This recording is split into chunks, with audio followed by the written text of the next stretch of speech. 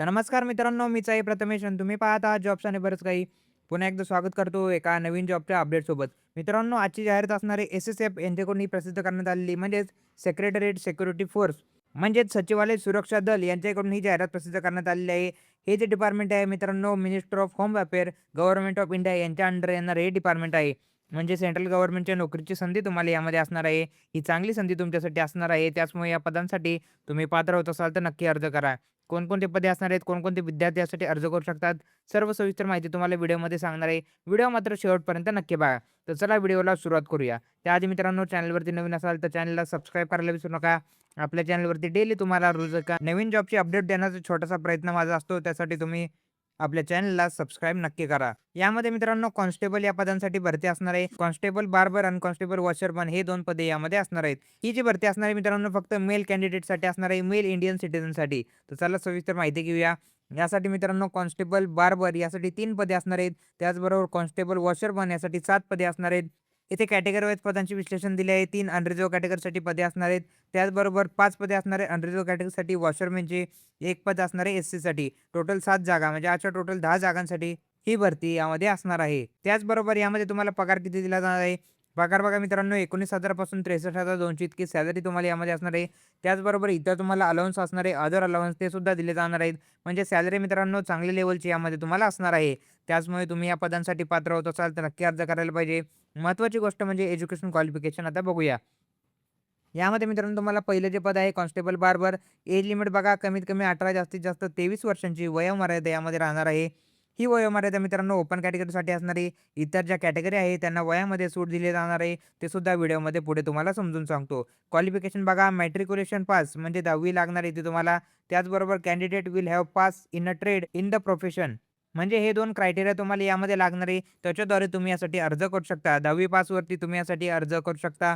त्याचबरोबर कॉन्स्टेबल वॉशरमन या पदासाठी सुद्धा सेम असणार आहे क्रायटेरिया 18 ते 23 वर्ष वयाची मर्यादा असणार आहे. क्वालिफिकेशनमध्ये 10वी पास असाल तर तुम्ही यासाठी अर्ज करू शकता. त्याचबरोबर यासाठी वयामध्ये काही सूट असणार आहे ते तुम्हाला सविस्तर सांगतो.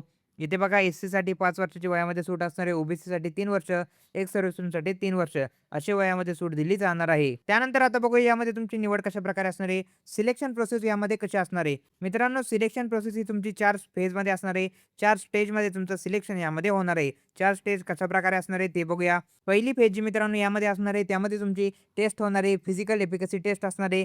त्यानंतर दुसरी जी फेज असणार आहे त्यामध्ये तुमची रिटन एक्झाम असणार आहे. इथे बघा फेज 2 मध्ये तुमची रिटन एक्झाम असणार आहे 50 मार्काची. त्याचबरोबर रिटन एक्झामबाबत सविस्तर माहिती त्यांनी या पी-डी-एफमध्ये दिली आहे. त्यानंतर तिसऱ्या फेजमध्ये तुमची ट्रेड टेस्ट असणार आहे 50 मार्काची. त्याबाबत सुद्धा सविस्तर माहिती त्यांनी इथे प्रोव्हाईड केली आहे. त्यानंतर मित्रांनो तुमची फायनल स्टेज असणार आहे ती म्हणजे असणार आहे डॉक्युमेंट व्हेरिफिकेशनची फेज 4. यामध्ये तुमचे ओरिजिनल डॉक्युमेंटचे व्हेरिफिकेशन होणार आहे आणि त्याद्वारे तुमचं सिलेक्शन यामध्ये असणार आहे. त्यानंतर आता बघूया यासाठी अर्ज कसा करायचा आणि अर्जाची फी किती असणार आहे. अर्जाला मित्रांनो ऑनलाईन ॲप्लिकेशनला सुरुवात झाली आहे. त्याच्या डेट्स तुम्हाला मी पुढे व्हिडिओमध्ये दाखवतो. ही असणार आहे अर्जाची ऑफिशियल वेबसाईट. या वेबसाईटवरती जाऊन तुम्हाला ऑनलाईन पद्धतीने यासाठी अर्ज करायचा आहे. त्याचबरोबर याची ॲप्लिकेशनची फी असणार मित्रांनो ₹100 फी असणार आहे अनरिझर्व्ह कॅटेगरी आणि ओ-बी-सीसाठी आणि इतर कॅटेगरीसाठी एस-सी आणि एस-टीसाठी कोणत्याही प्रकारची फी यामध्ये नसणार आहे. ही एक चांगली बाब असणार आहे. ही त्यांनी ऑफिशियल वेबसाईट इथे मेन्शन केली आहे. या दोन्ही वेबसाईट आपल्या डिस्क्रिप्शनमध्ये मेन्शन असणार आहेत.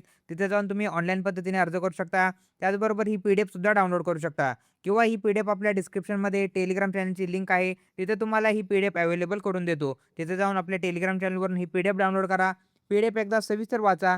जर या पदांसाठी तुम्ही पात्र होत असाल तर नक्कीच अर्ज करायला पाहिजे. काही आता महत्त्वाच्या डेट्स आहेत ते आपण बघूया. इथे बघा यामध्ये मित्रांनो ऑनलाईन ॲप्लिकेशनला सुरुवात झालेली आहे. 30 मार्च 2026 पासून ऑनलाईन ॲप्लिकेशनला सुरुवात झालेली आहे. शेवटची तारीख असणार आहे 28 एप्रिल 2026. या तारखेच्या आत तुम्हाला ऑनलाईन पद्धतीने यासाठी अर्ज करायचा आहे. त्याचबरोबर अर्जाची फी असणार आहे ₹100 ही सुद्धा तुम्हाला ऑनलाईन पद्धतीने यामध्ये भरायची आहे. अशा प्रकारे मित्रांनो कायमस्वरूपी गव्हर्नमेंटची ही चांगली संधी तुमच्यासाठी असणार आहे. या पदांसाठी तुम्ही पात्र होत असाल तर नक्की अर्ज करायला पाहिजे. अर्जाबाबत कसल्याही प्रकारचा डाऊट असेल कमेंट सेक्शनमध्ये नक्की कमेंट करा आणि अशाच प्रकारच्या रोजच्या डेली अपडेटसाठी आपल्या चॅनलला सबस्क्राईब करायला विसरू नका. भेटूया पुढच्या व्हिडिओमध्ये.